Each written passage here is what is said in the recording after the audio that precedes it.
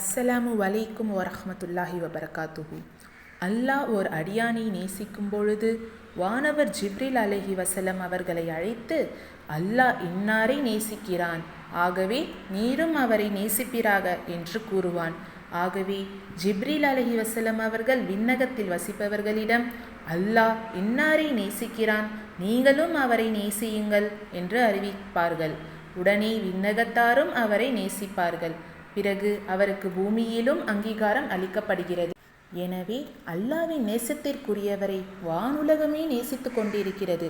அப்படியானால் அல்லாஹ் யாரை நேசிக்கிறான், அவன் யாரை நேசிக்கிறான் என்பதனை தனது திருக்குர்ஆனில் அல்லாஹ் பல இடங்களில் குறிகாட்டுகிறான். அல்லாஹ் தூய்மையாக இருப்போரை நேசிக்கிறான்.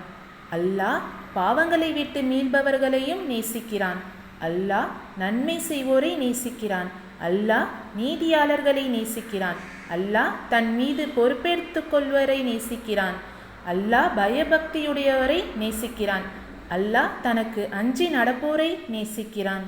அல்லாஹ் பொறுமையாளர்களை நேசிக்கிறான். அல்லாஹ் தன் பாதையில் போராடுபவர்களை நேசிக்கிறான். அல்லாஹு அக்பர்.